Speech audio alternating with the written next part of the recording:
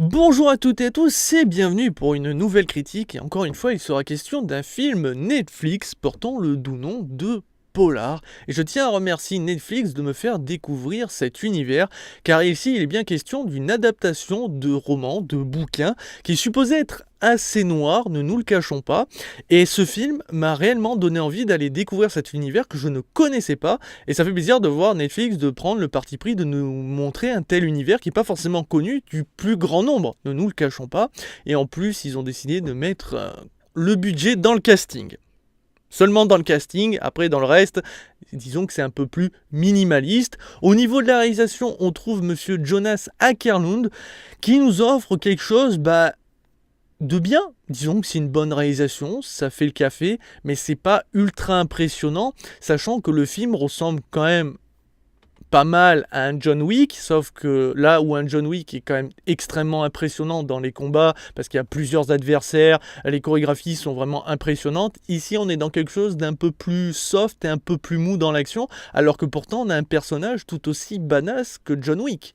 C'est quand même dommage. Pour vous dire... les combats, il n'y aura pas plus de 3 personnes. Ou alors, si tu as 2 personnes qui se font enchaîner, tu as les 2 autres qui attendent au coin. Et limite, c'est comme dans un jeu vidéo, ils attendent leur tour. Ce qui est un peu frustrant, ne nous le cachons pas. Mais ça ne veut pas dire pour autant que l'action est dégueulasse. Mais il y en a moins et elles sont quand même bien moins impressionnantes qu'un John Wick.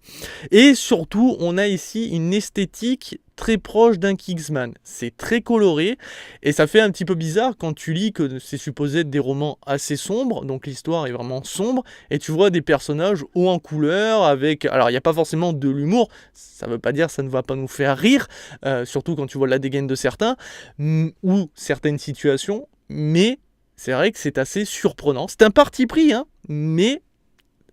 un parti pris qui est à double tranchant. Autant ça va peut-être fonctionner sur certains, ou sur d'autres, ça va être vraiment... pourquoi on n'est pas dans quelque chose de sombre, vu la qualité du personnage principal. Mais bon, au niveau du casting, on a dans les rôles secondaires même des têtes d'affiche. On a des Robert Mayer, Richard Dreyfuss ou encore Johnny Knoxville, j'arrive jamais à le prononcer, qui incarne ici des petits personnages qu'on voit que quelques minutes. Mais par exemple pour Johnny, c'est le personnage quand tu vois un tel acteur, tu te dis ok, le film va être barré. Et ça ne loupe pas en général, mais voilà, ça fait plaisir de voir ce type d'acteur, enfin, si on peut appeler ça un acteur, Johnny Knoxville, c'est pas non plus le mec qui a joué dans des milliards de films, et surtout de qualité en général. On a entre autres Matt Lucas qui incarne un rôle principal, Blut, et ce personnage, comment vous le définir? Haut en couleur, extrêmement what the fuck. J'en dirai pas plus, il faut voir le personnage pour comprendre, mais vraiment l'acteur joue ici parfaitement son rôle et c'est à mourir de rire d'une certaine manière, hein, on est d'accord. Derrière on a Catherine Winnick qui est délicieusement mortelle, incarnant ici Viviane. Nous avons Vanessa Hudgens qui incarne Camille, qui est un rôle principal et à la fois secondaire, parce qu'on la voit pas tant que ça, mais le peu de fois où on la voit, c'est tellement bien écrit qu'il est facile de s'attacher à elle, qu'il est facile de comprendre son background, etc. C'est vraiment bien écrit, et donc la relation qu'elle aura avec les différents protagonistes qui est autour d'elle, dont un personnage entre autres, fonctionne plutôt bien, mais c'est vrai qu'elle reste un personnage secondaire, et sachant que ce personnage a réussi à me surprendre, mais vraiment parce que je n'ai pas vu venir quoi que ce soit. Alors, c'est dû au fait que j'ai réussi à rentrer dans le film, à me déconnecter et à pas me poser de questions. Maintenant, il faut être honnête, le film est extrêmement prévisible. Si on se pose 2-3 bonnes questions, il est facile de voir ce qui va arriver à la fin, sans être surpris de quoi que ce soit. Mais sinon, moi, j'étais là en mode popcorn en action, je suis content. Voilà, donc j'ai passé un très très bon moment, mais j'ai été surpris. Et ça fait plaisir parce que c'est rare pour me surprendre. Et derrière, nous avons le meilleur personnage et surtout un acteur de fou, Mads Mikkelsen, qui par son charisme naturel, parce que ce mec je le trouve vachement charismatique et surtout là comment il est grimé, va ici incarner un personnage délicieux, Duncan alias Black Kaiser, qui au début ne porte pas forcément l'esthétique qu'on voit sur le bouquin, mais qui va l'avoir plus tard, et il a un look de malade. Et ce personnage, il est touchant, parce que on va le développer, et quand tu le découvres, tu te dis que c'est pas un mauvais bougre. Mais tu sens que le mec, il a peut-être le cœur sur la main, mais il est mortel à la fois. Et c'est pour moi le John Wick en fait. C'est lui John Wick d'une certaine manière. Et c'est d'autant plus frustrant parce que quand tu vois le charisme de fou de cet acteur incarnant ce personnage, tu as envie de le voir cogner, etc. Et pourtant malheureusement il est un peu sous-exploité dans l'action. Même s'il y a des passages très impressionnants quand même. À noter que le film n'est pas ultra gore. Il est quand même violent, on va voir des morts, on va voir des jugulaires se faire arracher entre autres, mais il y a surtout une scène de torture qui n'est pas la plus violente qu'on a vue dans le cinéma ou à la télévision, mais elle peut heurter la sensibilité, disons que le film peut heurter la sensibilité, il y a quand même des trucs un peu dégueulasses, donc voilà, ce n'est pas à la portée de tous et toutes, donc je préfère vous prévenir. Donc voilà qui conclut le casting. Au niveau de l'histoire, alors, on va suivre des événements qui nous permettent de voir que des gens se font tuer. On ne sait pas les raisons au début, on va les découvrir au fur et à mesure du temps. Et on va découvrir donc le personnage de Duncan qui va pas tarder à prendre sa retraite. Donc il fait un check-up complet de sa santé, il fait comme toute personne, il vérifie que son investissement est bien mis en place, etc.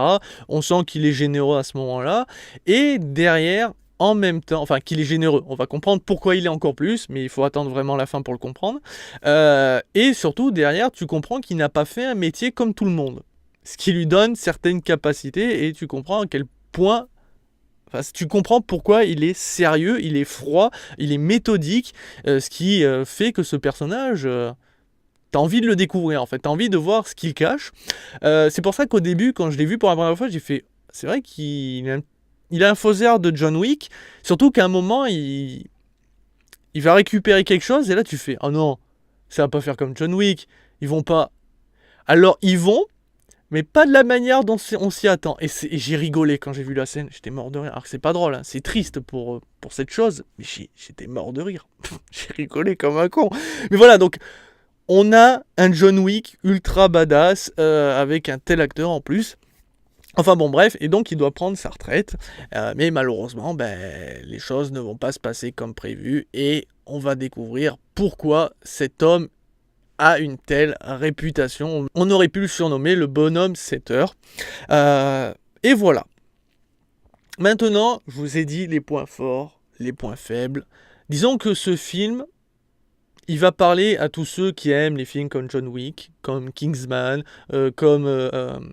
Hitman, l'agent 47, voilà, ce genre de film où on est là pour regarder de l'action, où on n'est pas là pour vraiment réfléchir en fait, parce que si tu réfléchis, tu découvres que le scénario, ça tient sur une feuille de PQ, tout est extrêmement prévisible, c'est en fait ce qui va porter le film, c'est le jeu d'acteur, l'écriture des personnages, et surtout l'action. Malheureusement, comme j'ai dit, le film dure quand même 2 heures, et l'action, il n'y en a pas des masses, c'est pas ultra impressionnant comparé à John Wick, et c'est quand même d'autant plus frustrant quand tu vois le personnage de Duncan. Vraiment, dès que vous allez le voir, vous avez envie de vous dire ok, donc le mec, il est pas là pour enfiler des perles, et quand il commence juste à faire un contrat, tu fais ah, ok, d'accord, mec, t'as pas envie de l'emmerder. Et c'est dommage parce que vraiment, tous les personnages sont vraiment très très bien écrits, mais voilà, c'est frustrant, et en plus derrière le parti pris d'être un film quand même ultra coloré, ce qui est assez étonnant, avec des personnages hauts en couleur, avec limite des combinaisons fluo pour les méchants, ça peut surprendre et ça peut poser problème, parce qu'on aurait aimé être dans un univers sombre tel qu'il a été promis, tel qu'il a été écrit à la base, surtout qu'en plus on a un personnage qui est assez sombre comme Duncan, et t'as des méchants ultra colorés à la Kingsman, parce que vous regardez Kingsman et vous regardez ce film derrière, vous allez voir que c'est très très ressemblant, et ça peut être encore plus frustrant, et ça peut poser problème, et c'est pour ça que ma note va s'en ressentir quand même. Je peux pas lui donner une note maximale, même si j'ai passé un excellent moment, mais il faut prendre en compte les points positifs et les points négatifs, et je lui donne une note quand même acceptable de 3 étoiles sur 5. Parce que je pense que là où je mets le plus de points, c'est vraiment le jeu d'acteur et certains rôles qui sont parfaitement écrits.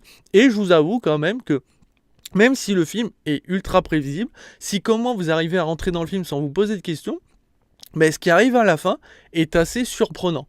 Maintenant, vu la qualité de ce film quand même globalement, ça peut annoncer une suite assez phénoménale, mais il faudra aller beaucoup plus loin dans l'action, beaucoup plus loin dans ce qu'on va découvrir et dans la noirceur en fait. On aurait dû être plus proche d'un Sin City que d'un Kingsman au niveau du choix des couleurs, au niveau de l'univers en général. Sachant, vu le personnage de Duncan encore une fois. C'est vraiment frustrant, mais le film est globalement bon, mais je ne pouvais pas lui donner une note maximale parce qu'il a des défauts, et je pense que ces défauts vont avoir un impact sur le grand nombre. Maintenant, je vous invite quand même à le découvrir, déjà, pour jeter un œil, pour peut-être derrière vous plonger dans les bouquins, qui sont peut-être beaucoup plus sombres et beaucoup plus intéressants pour le plus grand nombre d'entre nous qui aiment ce type d'univers et ce type de film. Voilà qui, je pense, conclut ma critique. Je vais pas aller plus loin pour éviter les spoils. De toute façon, il n'y aura pas grand-chose à dire de plus. Il faut le découvrir si vous êtes encore une fois amateur de ce type de film. Sinon, ne soyez pas surpris, rien n'est révolutionnaire. On a quelque chose de vraiment classique. En fait, ce qui est vraiment la révolution, si on peut dire, c'est d'oser montrer un univers qui n'est pas forcément connu par le plus grand nombre.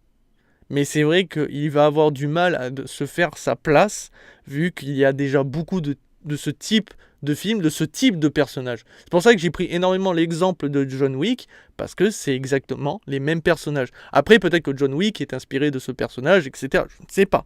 Mais c'est vrai qu'ils se ressemblent beaucoup dans la façon d'être, et c'est pour ça que c'est frustrant de voir qu'ils ne sont pas allés plus loin dans l'action et de se contenter du minimaliste dans certaines choses, là où on aurait pu aller dans quelque chose de beaucoup plus sombre et d'explosif.